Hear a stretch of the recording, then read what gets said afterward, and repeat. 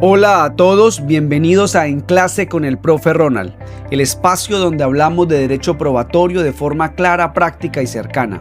Mi nombre es Ronald Sanabria, abogado litigante y profesor universitario. Hoy hablaremos de un tema clave para comprender mejor el derecho probatorio. Así que comencemos. Algunos podrían pensar que los desarrollos recientes en materia de razonamiento probatorio no son más que un simple cambio de etiquetas, una transformación superficial en el lenguaje. Sin embargo, considero que estamos frente a algo mucho más importante y profundo. La teoría del razonamiento probatorio, la concepción racionalista de la prueba, ha logrado con éxito generar una mayor coherencia conceptual en torno al modo como nos referimos y comprendemos el fenómeno probatorio.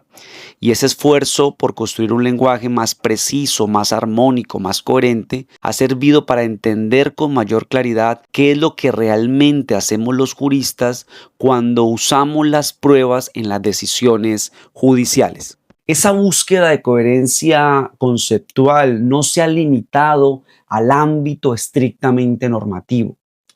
Ha incorporado de manera decidida herramientas provenientes de otras disciplinas como la lógica, como la argumentación, como la epistemología. Y a partir de estas nuevas herramientas se ha construido un nuevo marco conceptual en torno al razonamiento probatorio.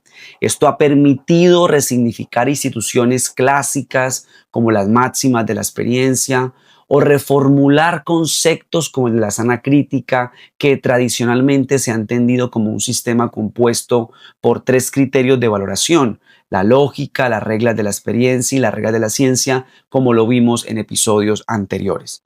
Entre los diferentes cambios conceptuales propuestos, hay uno que me resulta especialmente esclarecedor: la distinción entre premisas del razonamiento, las formas de conexión de esas premisas y los criterios de valoración de las diferentes premisas y sus conexiones.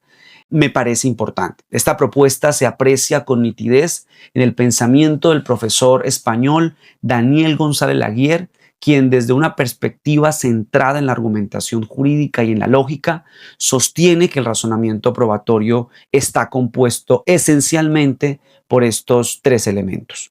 Las premisas se deben entender como enunciados o proposiciones lingüísticas que se formulan en el marco del razonamiento probatorio y que en últimas son un deber, teniendo en cuenta el derecho a la motivación judicial que tienen las partes, que imponen el deber de justificación de las decisiones judiciales en general y en particular de las decisiones sobre la prueba de los hechos. ¿Qué tipo de premisas se utilizan en el marco del razonamiento probatorio? ¿Qué tipo de enunciados lingüísticos utilizan los jueces para justificar sus decisiones en torno a la prueba de los hechos? He llegado a la conclusión, dejando a un lado el problema de la producción de la prueba, que en últimas es el punto de partida del razonamiento probatorio, que los jueces utilizan tres tipos de premisas. La primera, tal vez la más obvia, pero no por ello menos importante, es que los jueces manifiestan que las pruebas otorgan o le dan al proceso algún tipo de información en particular. Los jueces hacen afirmaciones como las siguientes: la prueba testimonial de Juan Pérez dijo lo siguiente, el informe pericial o la prueba pericial manifiesta lo siguiente. Que sería un acto más de reconocimiento e identificación de la prueba, en últimas también es en sí mismo un enunciado muy importante para el ejercicio del razonamiento probatorio. El segundo tipo de premisas es lo que los juristas hemos denominado desde hace muchos años como los indicios. Hoy también el sector de la jurisprudencia penal lo llama hechos indicadores. En últimas, no es más que una conclusión epistemológica en torno a que un hecho ha quedado probado, pero ese hecho no es en sí mismo el hecho jurídicamente relevante, por lo que no es suficiente, por lo que no cumple las condiciones para la aplicación de las normas sustantivas. Sin embargo, la idea de que el indicio, una vez probado en el marco del razonamiento probatorio, tiene una implicación importante. Entonces, en conclusión, el segundo tipo de premisas que utilizan los jueces al momento de justificar las decisiones son los llamados indicios, que son hechos que, de ser ciertos, de haber quedado probados, de haber quedado demostrados, hacen más probable o menos probable la ocurrencia de un hecho jurídicamente relevante, o lo que también se llama, como lo hemos visto, el tema de prueba del caso en particular.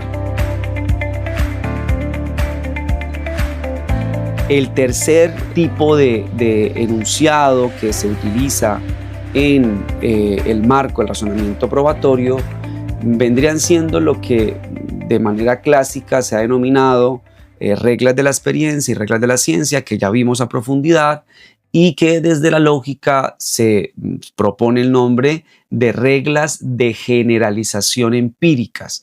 Esta idea de llamarlas así es porque cumplen condiciones similares, tienen similitudes tan importantes que hace que la podamos catalogar con una expresión que desde la lógica se ha desarrollado más. Esto en la medida que son producto de inducciones generalizadoras y que reflejan cómo frecuentemente, cómo probablemente ocurren las cosas, y adicionalmente la idea de empírico es que intentan describir bajo una generalización cómo el mundo opera. Tienen una vocación de descripción del mundo y por tal motivo son susceptibles de verdad o falsedad. Entonces, en conclusión, los enunciados que se plantean en el razonamiento probatorio son tres. En primer lugar, los relacionados con la información que objetivamente la prueba le aporta al proceso, lo que podemos llamar los datos de prueba o la información de la prueba. En segundo lugar, los llamados hechos indicadores o indicios. Y en tercer lugar, las reglas de generalización empírica. Bajo esta idea, entonces, las máximas de la experiencia y las reglas de la ciencia no son en sentido estricto criterios de valoración de prueba. Lo que realmente constituyen son enunciados o proposiciones que se plantean en el marco del razonamiento probatorio. Y por supuesto, con ello no pretendo restarle importancia a este tipo de premisas, pues como lo vimos, obviamente las reglas de generalización empírica cumplen una función muy importante, la función de garantía de unión entre una premisa particular o concreta y una conclusión que nos interesa dar por probada o que nos interesa concluir. Esa función de garantía es fundamental en el razonamiento probatorio. Pero lo que sí busco resaltar es que con esta distinción se hace necesario proponer e identificar criterios de valoración sobre la calidad epistemológica de las diferentes premisas que utilizamos en el marco del razonamiento probatorio, pero especialmente de este tipo de premisas, de las máximas de la experiencia y las reglas de la ciencia, en atención a su papel crucial en el razonamiento probatorio. Entonces, no podemos distinguir la premisa con los criterios que vamos a utilizar para valorar la calidad de la premisa. En segundo lugar, encontramos las formas de conexión entre las premisas que técnicamente vendría siendo la lógica, pues constituyen la estructura del razonamiento, la forma como se unen las premisas. Y esto, por supuesto, es muy importante porque cuando estudiamos la estructura del razonamiento podemos ser conscientes de sus limitaciones, incluso de sus eventuales falencias. Ahora, como ya hemos desarrollado en apartados anteriores, esa estructura no es deductiva, tampoco es una inducción generalizadora al estilo del método científico, tampoco técnicamente es una abducción, pues no estamos ante una investigación sin hipótesis delimitadas, sino que responde a una lógica inductiva probabilística. Es decir, los jueces no concluyen con certezas absolutas a partir de verdades axiomáticas, sino que realizan inferencias cuya solidez depende del grado de respaldo que las pruebas ofrecen a las conclusiones, y nunca podrán asegurarnos una verdad de la conclusión, y tampoco se habla de una validez absoluta, sino una validez material en el sentido de la aceptación o razonabilidad de la conclusión. Entonces, la lógica cumple un papel de evaluar cómo están conectadas las premisas del razonamiento. Y por supuesto, este es un punto de partida. Es evidente que hay que analizar si las premisas con la conclusión tienen una conexión lógica, por supuesto, bajo el tipo de lógica de inducción probabilística con todas sus limitaciones. Y si llegamos a la conclusión de que no están conectadas, así pues obviamente el razonamiento no será válido y será desechado para efectos de soportar o fundamentar una decisión positiva sobre la prueba de un hecho. Pero a la inversa, si decimos que el argumento cumple las condiciones de lógica inductiva probabilística, ello no agota el problema de la valoración de la prueba. En otras palabras, por ser lógico el argumento, no quiere decir que le vayamos a dar valor probatorio o mucho valor probatorio. Perfectamente puede ocurrir que, aunque el argumento cumple las condiciones mínimas de lógica inductiva probabilística, el argumento no sea bueno, que valoremos y digamos que el argumento no es suficiente para dar por probado el hecho. Por eso vale la pena, y me parece importante, me parece esclarecedora, distinguir entre la lógica como punto de partida de la valoración y los criterios de valoración de prueba que vamos a ver a continuación. El tercer componente del razonamiento probatorio son los criterios de valoración del razonamiento probatorio. Estos criterios se pueden referir a tres cosas diferentes. Por un lado, se pueden referir a las pruebas, que vendría siendo los datos de prueba, la información que objetivamente la prueba aporta al proceso. También se podrían referir a las reglas de generalización empírica, que vendrían siendo las reglas de la experiencia y las reglas de la ciencia. Y finalmente se podrían referir a la hipótesis a probar, a la conclusión que se busca alcanzar con el razonamiento probatorio. El profesor Daniel González Laguier ha hecho una labor que me parece sencilla, pero muy importante. Me parece que hizo una labor de sistematizar los diferentes criterios racionales que se han propuesto desde la filosofía de la ciencia y también desde la filosofía de la prueba. Los diferentes profesores y profesoras que han pensado cómo racionalmente darle valor probatorio a un conjunto de pruebas. Y él, en esta sistematización, ha planteado, ha identificado 12 criterios de valoración del razonamiento probatorio. De esos 12, los primeros 4 se refieren a los datos de prueba, a las pruebas en sentido estricto. Los siguientes 2 se refieren a las reglas de generalización y los últimos 6 se refieren a el hecho a probar o al razonamiento probatorio en su conjunto. Entonces, procedamos a analizar cada uno de estos criterios de valoración sobre el razonamiento probatorio.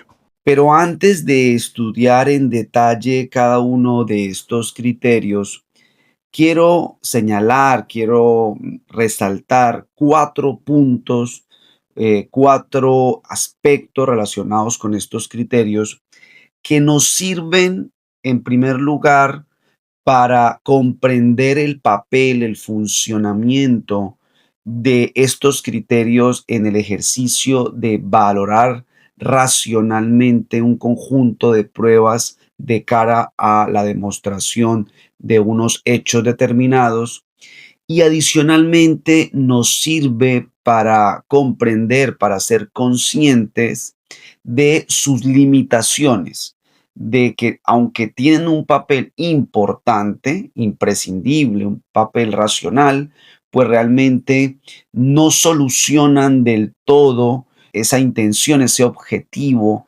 de que el razonamiento probatorio sea racional, que la decisión sobre los enunciados probatorios no dependa del sujeto, sino que dependa de criterios abstractos. Vamos a verlos rápidamente.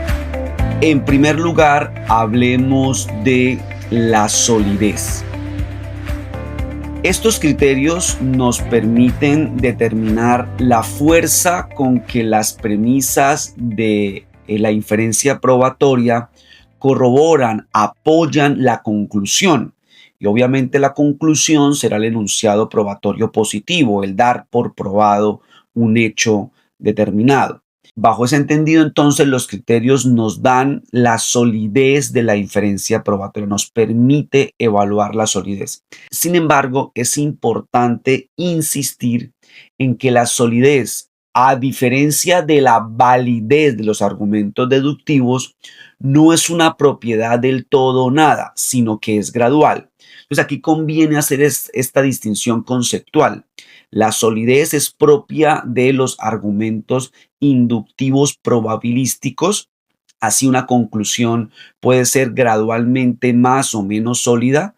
En cambio, la validez, sobre todo esta expresión de validez formal, es propia de los argumentos deductivos, según el cual un argumento será válido formalmente si la conclusión se infiere necesariamente de las premisas. Entonces, para concluir este punto, los criterios nos sirven para dar solidez, pero no nos permite establecer una validez de todo o nada al estilo de un argumento deductivo. ¿Por qué estos criterios se limitan a evaluar la solidez del argumento, a evaluar la solidez de la conclusión de cara a las premisas, y no nos sirve para establecer la validez del argumento? Esto se debe a dos rasgos, a dos propiedades de los criterios, que precisamente estas propiedades constituyen los puntos que quiero resaltar de los criterios. Vamos a mirar el primer criterio, el rasgo distintivo, y es que son de satisfacción gradual. Los 12 criterios que vamos a analizar no se cumplen, no se satisfacen del todo o nada, sino que se satisfacen más o en mayor medida o en menor medida. Y bajo ese entendido, esa gradualidad no permite hablar de validez, sino que nos mueve, sino que nos establece en el mundo de la solidez. Pero no solo es que cada criterio sea de satisfacción gradual. Lo que ocurre es que la evaluación de la solidez de la conclusión, del razonamiento probatorio, de la inferencia probatoria, es decir, de la conclusión en torno a que un hecho ha quedado demostrado, no requiere del cumplimiento de todos los criterios. Ni siquiera, como señala el profesor Daniel González Laguerre, se necesita de manera obligatoria que se satisfagan la mayoría de criterios. En otras palabras, también no hay solamente una gradualidad en la satisfacción individual de cada uno de los criterios, sino también hay una gradualidad en los criterios que se deben satisfacer para concluir que un enunciado probatorio es sólido de cara a las premisas que fundamentan la inferencia probatoria.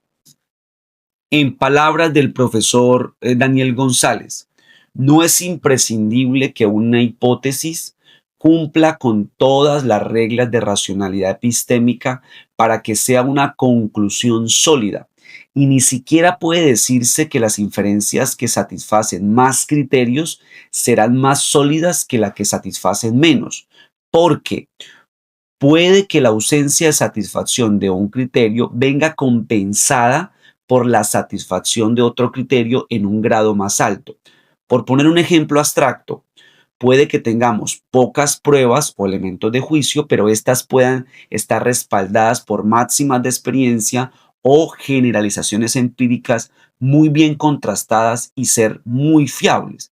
Esto se entenderá mejor cuando veamos cada uno de los criterios. Debido a esta gradualidad doble, tanto en la satisfacción de cada criterio como en los criterios que se deben cumplir para concluir que el enunciado probatorio es sólido, mm, podemos decir desde ya que estos criterios no solucionan un problema que es el problema de la suficiencia probatoria, es decir, de cuánta probabilidad se requiere para que como sociedad estemos dispuestos a dar por probado un hecho en una decisión judicial y aplicar el derecho con las consecuencias que ello tiene en la aplicación de la fuerza, en la ejecución de las consecuencias jurídicas que las normas contemplan. Este que es el problema de la suficiencia probatoria se debe resolver de otra manera, que vamos a ver más adelante, y ahí es donde entra el famoso y discutido tema de los estándares de prueba. Pero por ahora dediquémonos a los criterios de valoración y luego pasaremos a estudiar el problema de suficiencia probatoria. Y hasta aquí el episodio de hoy en Clase con el Profe Ronald. Espero que les haya resultado útil y claro.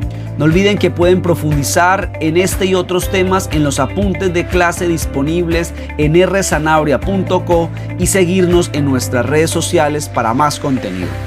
Nos escuchamos en el próximo episodio. Hasta pronto.